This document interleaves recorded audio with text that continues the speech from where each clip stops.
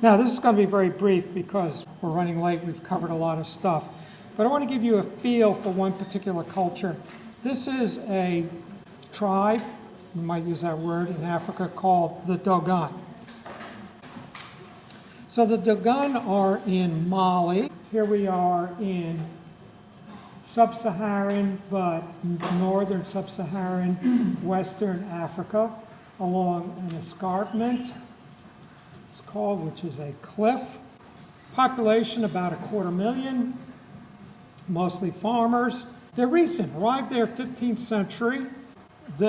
Our primary material of their mythology is a book called Conversations with Olga Tamale.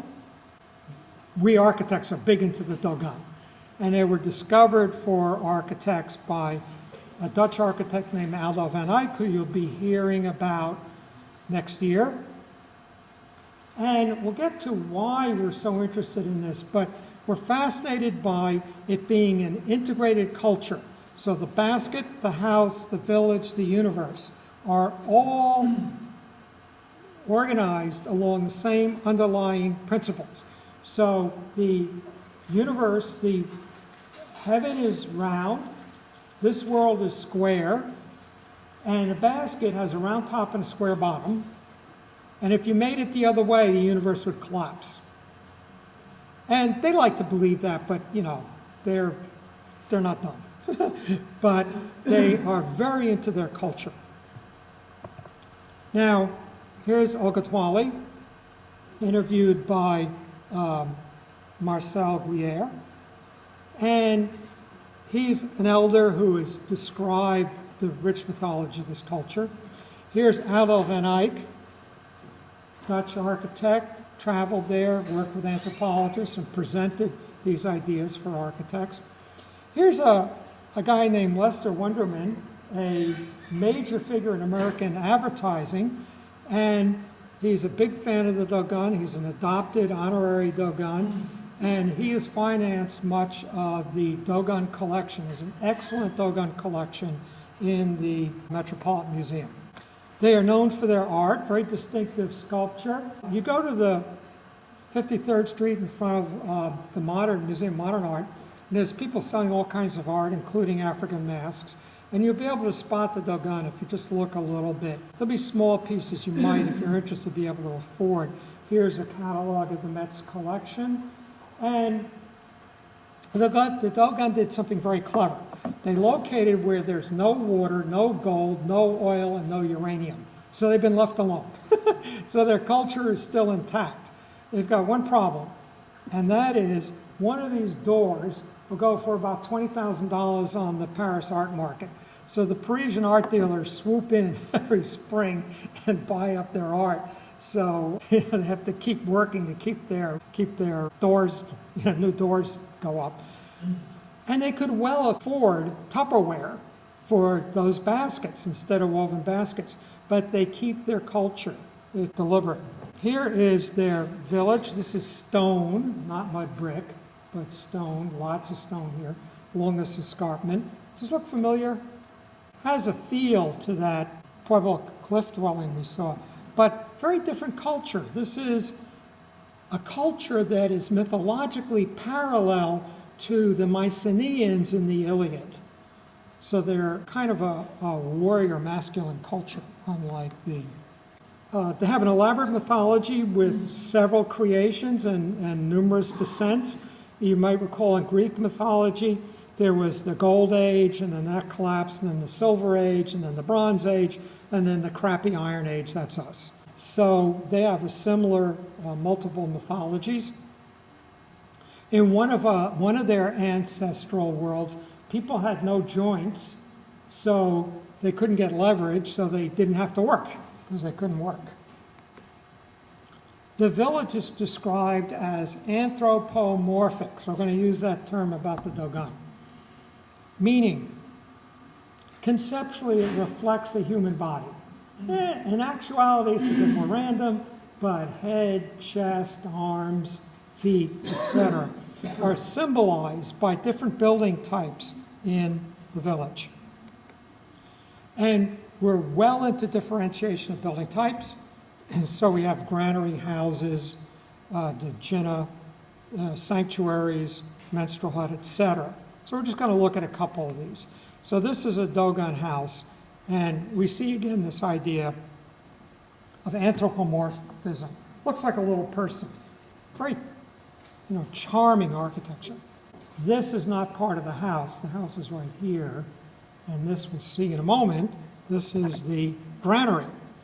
So granaries are, if you harvest crop, you got to keep them dry and away from animals. You got to store it, so you have a granary.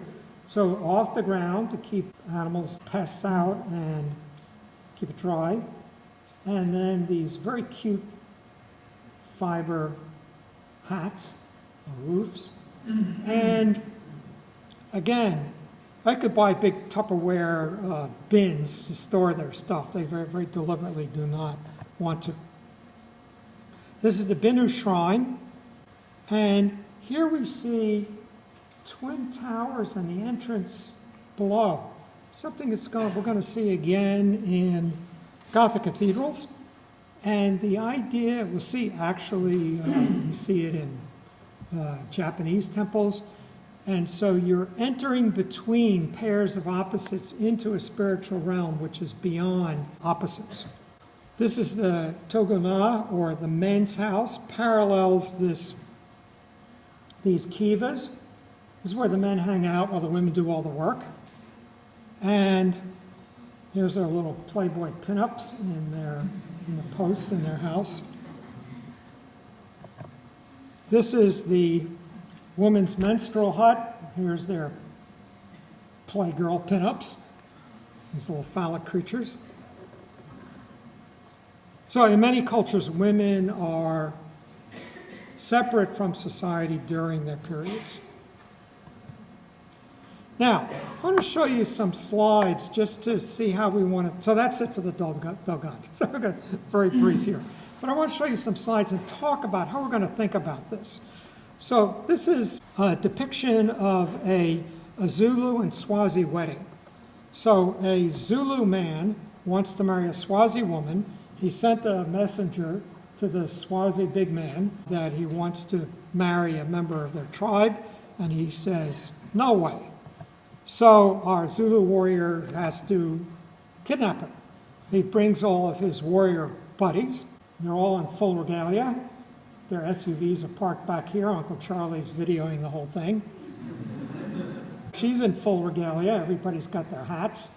And she's getting her wedding gifts.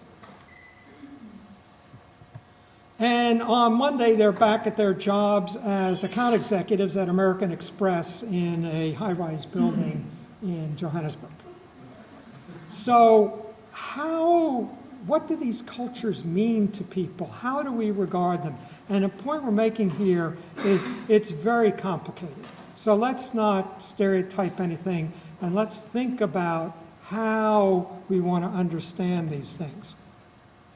Now, why are we into the Dogon? Well, something happened in the 60s. Here's a project by Mies, famous modern architect, with a series of slab buildings. Now, they're very modern, abstract, geometric, lined up. There's something very stupid about what we're looking at here. Anybody spot it? Everybody's looking out their window at the next building. Could you at least turn them on an angle so you get a view? Oh, no, then they won't be lined up. A lot of next year is going to be looking at modern architecture and our relationship to it, but very abbreviated. This kind of configuration, which comes from modern architecture in general, maybe Le Corbusier in particular, in his Ville Radieuse, Radiant City, leads to projects like this.